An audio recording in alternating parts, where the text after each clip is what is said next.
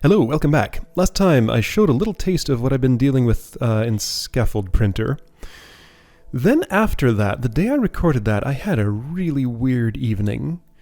So this puzzle just kind of haunted me all night, and right up until bedtime after I recorded that, I was thinking, well, what could I do? Could I move this here? Could I save some space here?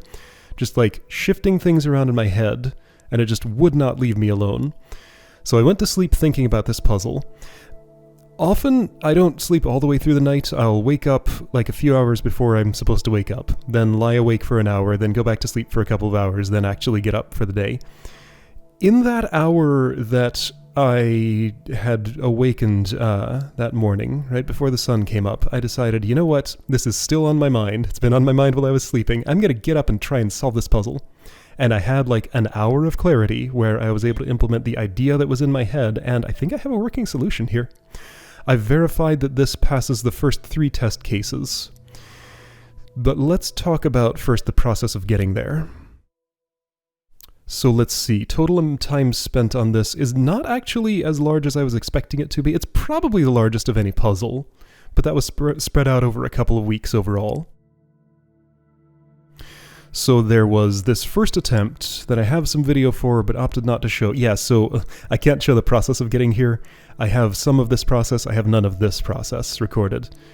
And you basically just get the alternate of this, explaining how I got there, because the dead ends on this puzzle are so deep, it just doesn't make sense to explore them while talking about them, because I have so much back and forth.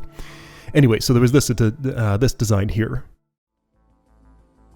This one didn't ultimately work because I ran out of space to implement the missing parts and just didn't even understand what I was trying to do.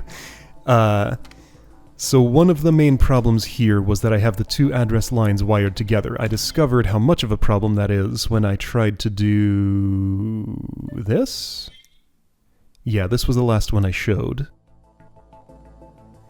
Yeah, so I thought I could do reverse on read instead of reverse on write. So that's sort of one of the big design considerations of this puzzle. Do you reverse when you read, or do you reverse when you write? You have to reverse one way or another.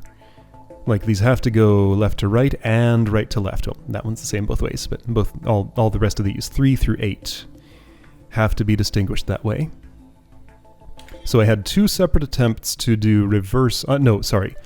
I had this attempt to reverse on write, going via this 100p14, and I just ran out of space to do anything and couldn't make my wires work, and it was a sad time.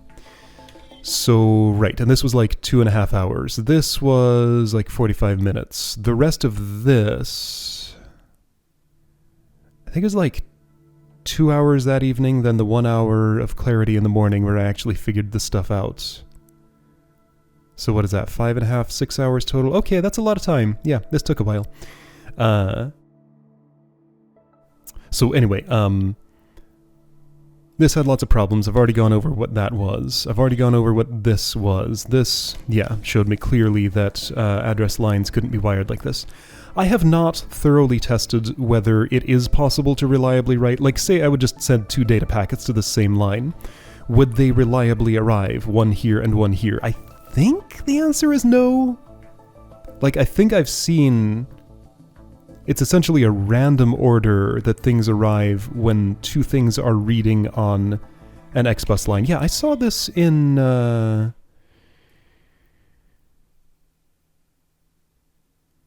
Which one was it? I don't remember which. Control router? Was it control router? Yeah, control router. That was what taught me about this. Well, I got the simple pins wired? No, hang on. So here's the X buses. Like individual ones. This is a puzzle I really need to improve. Like, this is one that within the scope of this LP, I fully intend to figure out why I'm up here when other people are way down here on every graph. So I'm coming back to this one for sure. Anyway, so yeah, I learned about how that's a problem too. Yeah, I just can't reliably write to the same line if it's going to multiple places. For simple pins, highest wins. So if something's sending a 10 and something's sending a 20, it doesn't matter which order around they are, the 20 is the one that comes through. So anyway, that was the problem with this. So right, this was an attempt to do reverse on write. This was an attempt to change that design, not by much, using the same underlying data, but do a reverse on read that went nowhere. So the thing that was mainly haunting me after I recorded this was, why do I have two 100p14s, or 200p14s, and I still can't represent all the data? Because remember, this data here is just rows 3, 4, 5, and 6. It doesn't cover 7 or 8, and it doesn't cover 0 through 3, but these are the easiest ones to fake. I don't need to actually store these, but all the others have a changing pattern. So I thought about, like, okay, we got numbers between -999 and 999. Theoretically, how many bits are stored in there? It's 8, 9, 10, 10 a change. It's almost 11, but not quite for the full range. But Chongshang microassembly is a decimal language, so you don't think so much about bits, you think about digits. Okay, so how many digits do you have in a 100p, 200p14? That's 14 times 3. And I just basically had the idea that, like, if I could pack everything I needed into one 100p14, instead of having to do this bank switching too, which takes up a whole lot of space and ultimately doesn't work because of the address line. I mean, there'd be ways around this that would take more space and more instructions.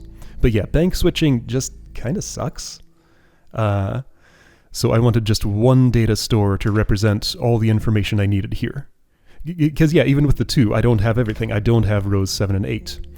So anyway, I came up with this scheme. Didn't actually take that much time to come up with it, where I could pack all the data like this. Okay, this will look a little funny. Initially... You know what, I can explain the whole thing at once, sure.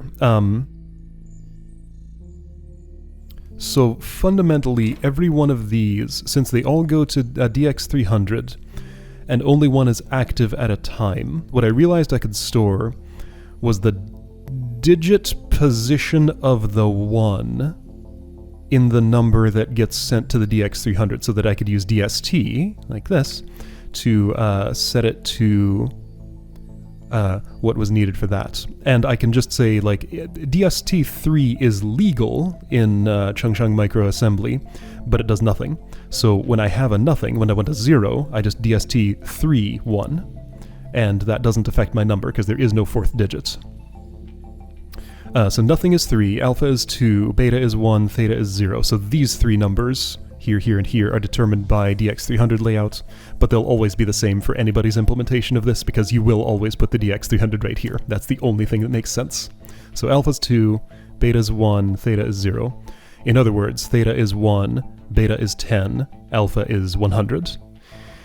So yeah, that's the DST index for something to set on that, and that lets me pack all the information in here. It's in a funny layout here. So 212 describes row 3. So again, alpha is 2, beta is 1. So that's 2, 1, 2, 1, 2, 1. So right, these are in pairs. 2, 1, 2, 1, 2, 1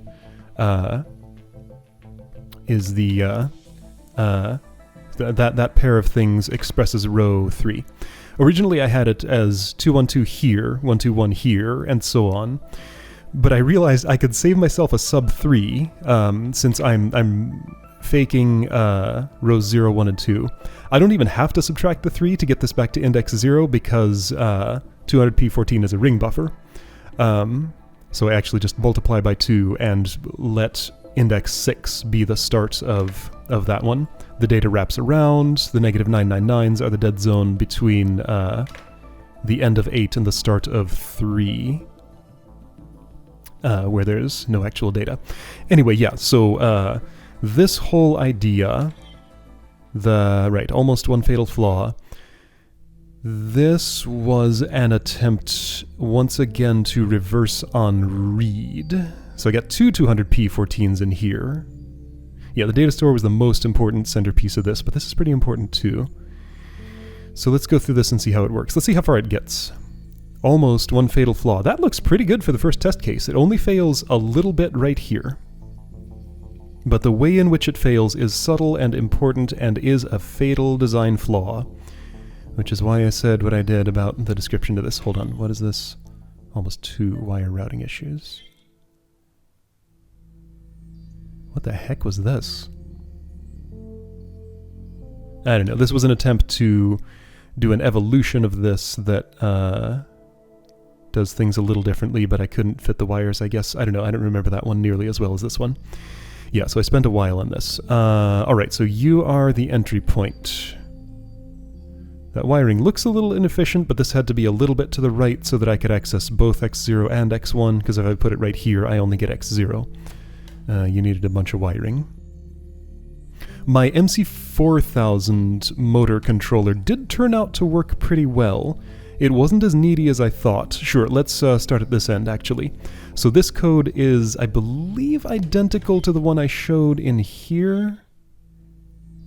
50P1, wait, 50P0, X0, X 006, X P1 ACK, P1 0. P1, SX, X0, it looks about the same. Anyway, yeah, so to run this, this needs to be fed 2 numbers, which are the first and second number for the gen instruction that goes to the motor X, or -1 if you want to reset. And it turns out that wasn't actually as hard to do as I thought it would be. This wires all the way over to here? This one sends the -1, and then the rest of the machinery doesn't activate on that. So this does communicate to X2, but so does this thing. Yeah, so this is the motor controller. When a row is being printed, I was actually very happy with how this worked out. This fits exactly into one MC4000X. SLX X1, move X1, X2. So when there is a message to forward, I forward it on to the thing that's going to control the valves, and then I check what my ACK value is. With this neat little conditional thing, I either move 5-0 here or I move 0-5, depending on whether ACK is 0 or not. Then I sleep 3, I do this again, right, so this takes 6 ticks, the 2 halves of this, so you know, basically like the 2-1-2 and the 1-2-1 coming through, take 3 ticks each. So I sleep 3 and then move the other half through here while the motor's still working. Then I just not. So this just toggles the ACK register between 0 and 100, and this all works great. So I was super happy with that part of the program. Okay, but that's just for motor control. So the actual information flowing around. SLX X1, X1 ACK, Tech ACK -1. Right, so if we get a reset, just send the reset and do nothing else. None of this other machinery engages at all. So then, if it's not a -1, I send it this way to do a read that will, based on everything in here, automatically reverse itself every other time it's called. Was the idea, at least. Yeah, so basically I have the state of reversal stored in 2 different places, which is fine if I can count the number of times something is invoked, and there are a lot of ways to do that. Then, as long as they both start at the same place and take the same amount of time, then they'll always be in sync. Keen observers may spot a problem with... Actually, no, you won't see the problem yet based on what I've explained, but you'll see it soon. Anyway, yeah, so this reverses itself. That's one reversal state, and the other one is actually in the address pointer of this 200p14, but we'll get there. Let's look downstream first before I go upstream of this. Well, this downstream before this downstream. What this expects is one of these numbers, and then 3 ticks later another one, potentially reversed, but whatever number comes in, it's going to activate those valves. So move X1 DAT, move DAT ACK, DGT2, move ACK X3, sleep 1. So send on the first DX300 command, then the second one, then the third one. There was some reason I couldn't just send it directly? What reason would that be? Oh, no. It breaks down the three numbers into... It breaks down the three-digit number into three separate numbers, but these are still digit indexes, not actually digit set things. I didn't have enough registers here to do the DST in this controller, so this thing's entire purpose is just to receive a digit number, start with 0, DST on that number, and then send it on. Oh yeah, and you do also have to move 0 here, because otherwise, if you were extruding when an instruction ends, you'll keep on extruding afterwards. So yeah, the 0 there was important. Yeah, so this does a few things. It's not a complete waste of a microcontroller. Anyway, yeah, so that's pretty understandable. What's this? Oh right, this is not... So this... let's see, let's carve out some chunks. This is the entry point. This is the farthest upstream controller. It goes downstream to... This connection is not between these two. It is instead just connected to the address pin for up here. So there's this chunk right here, if you carve like that, in that shape. That's for the reversing read. Then this chunk is for output, basically. So yeah, I draw a line here, jagged through there, and you get mostly the two halves of this. Anyway, yeah, so when we go up here, I also am real happy with the approach I came up with for constituting 0, 1, and 2. I realized that I could do it with one TCP instruction, pretty much. So if you get a 0, then TCP against 1 will give you minus. If you get a 1, you'll get neither case. If you get a 2, you'll get the plus. So in the minus case for 0, you want a bunch of nothing. Nothing is 3, so you want 333 minus move 333 dat. So this one, the unconditional one, will just get overwritten if it needs to. That's why I put it first before these two. So if you get a 1, that's 3 alphas, alpha equals 2, so you get 222 unconditionally. And the last one is 111. So, and then if it is less than 3, then I just want to repeat the dat that I wrote here twice back to the caller. This space came in handy. As sleeping 3 in between each. However, if it is 3 to 8, if it's not less than 3, then some more circuitry needs to be activated. Alright, so downstream of here, the problem, if you're paying close enough attention, or if you've solved this puzzle yourself and tried to do a reversing read controller, you probably know what problem I'm going to run into. The fatal flaw that makes this non-viable. Most of what I'm explaining here will carry over to my working solution, so I'm fine with going into a lot of detail in this. The working is actually an evolution of this, kind of. So anyway, ACK goes to X3, X3 goes to X0. Yeah, so just forward this on to you, and then send it a symbolic continuation value. So I say, this is the index in this thing. You're going to have to multiply it by 2, but this is half of the index that I want to read from here. And then this just says, keep doing what you're doing, read the next value, the other half of the pair, whichever half that is, and send it back to the caller. So that's what this does. Yeah, so this fakes 0, 1, and 2, and does the real thing with forwards 3 through 8 on to you to do the real thing.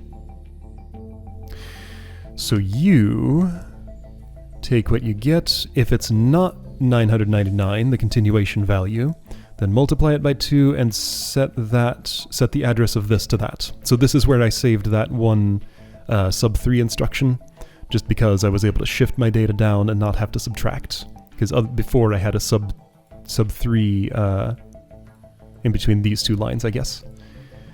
Sub 3 mul 2, just mul 2, it's fine. So I've set the address of this to the location where I want to read the first half of the pair in forward order at least. Then a bunch of stuff happens here. Move 5x3. So it tells this 5. I'm sure I do something with this value. I forget what at this particular moment.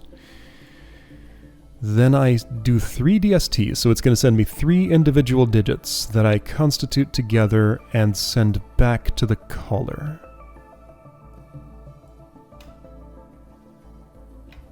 Then it sends me another value, and if that's greater than 5... okay, so this right here... Oh boy, yeah, so this was a tangled mess of logic. I wrote all of this knowing that if I'm doing a reversed read, so let's say I get a 3 in here. 3 comes over here, gets multiplied by 2, sets the address of this to 6. So it puts the address pointer right here, whether I'm reversing or not. If I'm reversing, I would have to first read from 7 and then read from 6. If I'm going in forward order, I'd read first from 6 and then go to 7. So after I wrote everything else, I was trying to cram that logic into these 2 controllers, and it was kind of tough, but this is how I did it. This will send me a value that if it's greater than 5, I know I'm reversed. This thing actually does the logic of skipping to the next... Yeah, okay, I can see it here. Your x3 is the address of this 200p14. I'll explain what that's used for in a bit. X0? TGT x3 x0? Ah, right. This is what the 5 is used for. So you're doing the same thing here. TGT, address of this 5.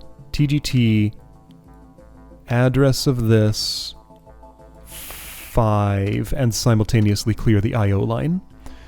So that's how I do that. So if I am... Right, so this is digit indexes. I not only have to swap the order that I read these to, I also have to reverse... Well, these aren't good. These are palindromes, so they're not good examples, but like the 022 here needs to become 220. So I need to both swap the order and reverse the digit order in here. And that's how you do a reversing read with this data format, at least. So yeah, this checks if it is in... Yeah, so these are digit indexes. 210, 210, 012, 012. So the state of this determines whether I'm reversing or not. So the pointer in here... yeah, I just read these in turn. If I land here, then I know I just reset to there. Yeah, so that determines whether I'm going in forward digit order or reverse digit order, because I'm going to use DGTX2 with the data at some point for getting the digits. Move dat act, DGTX2. Yeah, so 3 times I just do a DGT. I store it in DAT. Oh yeah, sorry. So if I'm reading reverse, then I just do a null read on this, so that I move from here to here, basically. And then, after that has happened, if I'm reading reverse, somewhere this has a... Yeah, move x3, the address, to x0, the caller. So this can do the same comparison, and back up by 3. So that would put the pointer here. 1, 2, 3?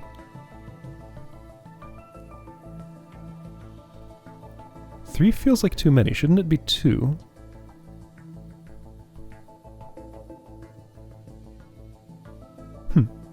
Okay, well, somehow 3 was the correct number to subtract from the address of this. Yeah, so this does the address math. If you can't just automatically advance by 1, then you need to back up by that. So yeah, move x2 ax sub 3, move back x2. Simple. Anyway, so... x1... Yeah, so in dat goes the actual number that I may be trying to reverse. If I'm not reversing it... No, whether I'm reversing it or not, I'm breaking it down into digits. So one weird thing about this is this breaks it into digits, and this recombines those. I mean, if I'm gonna reverse the digits, somebody kinda has to do that, maybe. Maybe. Maybe they don't. If I'm doing a reverse on read, then that does have to happen. Move back x0, take x3, 12. Yeah, okay, so the other trickery here is because both of my registers are used, I couldn't do any... I couldn't do any counting to know how many times to do this, but what I can do is a whole bunch of conditionals to see whether I've landed at a boundary value. So after I've done this 3 times, my x3, the A0 line, will be at 3. Or it will be at 6, or it'll be at 9, or it'll be at 12. And as a bonus, if I know it's at 12, I can just jump it from here to here. And not have to deal with the fact that this is 14 values instead of 12. So that's how I do my wraparound there. So yeah, move 0, x3 if that happens. This is a 4-component OR statement. So if it's 3, 6, 9, or 12, with a little bonus thing on 12 that I do, well, if it's not any of those, I jump to loop. So I keep going until I hit one of those values. And yeah, then I write the address there so you can do the comparison, and that's the entire program. So it works pretty well, but there's a subtle failure right in here. It took me a while to debug and figure out what the problem was, and let's see, can I actually even show how it works? That might be hard. This deposits little blobs, and that's what it looks like. It's kind of cool. Anyway, so my input data is 214426. The importance of that, yeah, it's this 2 that throws me off. So the importance of that is that 2 and 1 are faked values. They don't go through this entire processing chain. So that it only goes this far downstream, then comes back up. So that's fine for getting the data over here, but what that does is it means the 2 places where my reversal state is stored can get out of sync. And that's why this goes wrong, because it just so happens that there are 2 fake values here. I call them fake. What else did I call them?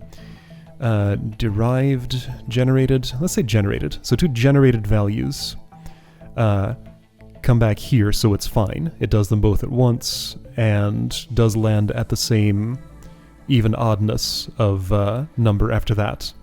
So it does these 2 and they go fine. Then it does a 2, then the 6 goes wrong because it's trying to go in forward order, because this logic has only been invoked twice, when it expects to have been invoked 3, or rather 5 times, an odd number of times, in order to get the correct reversal.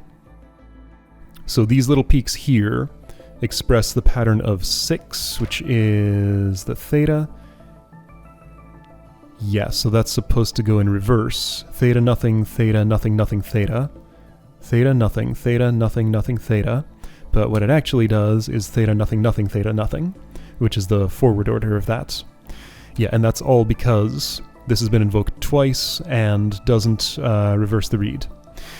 So missing, need to spin data store unconditionally, loses track of reversal. My idea for how to fix this was when I put a generated value out here, I would just spin all this logic, just tell it to do its thing and discard the results in order for this to stay in sync. It's power inefficient, but it would work if I had the instructions for it.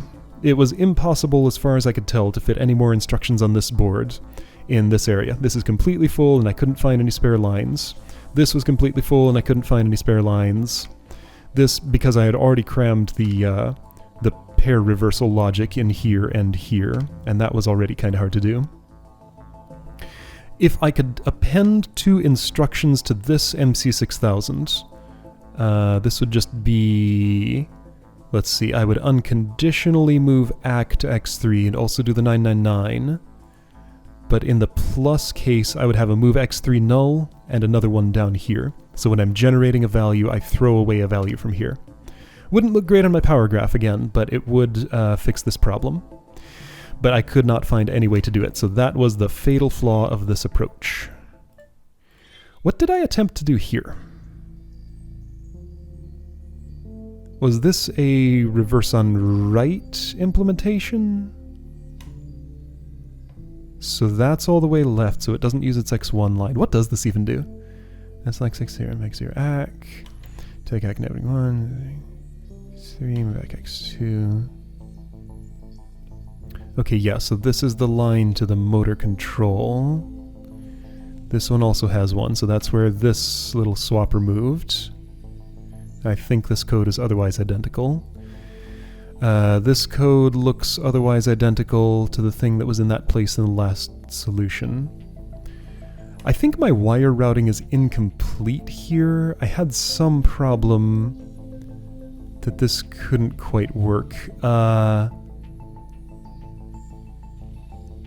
I see some attempt. This looks very similar to this controller here. I think those are the same thing. It's connected to the same data store. Yeah, looks like this was... So this still did the... X3. What does this actually do? It doesn't run because my wires aren't fully routed. Yeah. Okay, well, this didn't go much of anywhere. This was one of those very long dead ends. It does look to me as though I tried to just pair swap here and then reverse the digits here on its way to the output, but for some reason that didn't work. So let's look at what I believe to be a working solution. So first of all, let's just simulate this. I'm not going to go all the way through, so pass the first test case, pass the second test case, passes the third test case. I happen to know. Let's not do that yet, because I haven't seen the victory text for this. Yeah, okay. So this is kind of a combination of those. What even was this? Okay, this was done like early morning while I was kind of sleepy, and yet it worked great. This even has a spare instruction in it. How did this change from my Fatal Flaw one? Well, for one thing, again, I'm doing reverse on right. That turned out to be better. It's like 0, if it's -1, move back x2. This just looks like that other one with its wire routing fixed. There must have been some other flaw there. But yeah, this looks... What are you? You're different. Are you? Maybe you're not. Let's step through this. So we get a nothing. Okay, right, yeah, so that initializes the motors. SLXX0, right, this didn't even wake up. There was no data to read. Alright, we get a 2. It's not a -1, so it goes out the X3 line to this mostly familiar looking controller. Ah, this doesn't do any sleeping. That's where it saved the instruction. Yeah, because now the read logic sends both numbers in the pair at once, and it's downstream of here that I do the sleep 3 and stuff. Okay. Yes, that was important for reverse on right, because if you're reversing on right, then you do need both numbers. You might need the other number first if you're writing in reverse. Okay. SLX2, move x2 ac. Alright, yeah, so we're doing a 2, same TCP here, we're going to do 111, so that's the output, great. And this just actually goes, right, that's how I save this x1 line, the output of this goes directly downstream. You don't need to talk to whatever's down here, this thing can just do it, because it's going through there anyway. So that rerouting saved me some instructions and stuff. X0 goes to X2, so it just goes straight over here. Okay. What else do you do? Oh, you're the swapping motor controller. So you tell it whether you want a 5-0 or a 0-5. Okay, so that's where this went. Huh, this far upstream, interesting. Okay. And it has to do this a second time after it does the motor control? Does it matter? Doesn't seem like it would. I could put both of these move x0, x2s next to each other and it would be the same. I probably had some sleeping in here at some point before I knew I needed to send both of these numbers simultaneously. Anyway, doesn't really matter which way around it is. Okay, so what do you do? Who are you? I think this one's all new. Maybe. X1 AC, so you get 111, TGT X0, 5. Okay, so this line is not connected to the X3 here. It is technically, but you don't use your X3 for anything. So the connection here is to the X0 of this controller. And it goes all the way around here to the address of, again, this one doesn't use, oh, this does use X3. Okay, so the address of this is connected both here and here. Those two pins are the ones that care.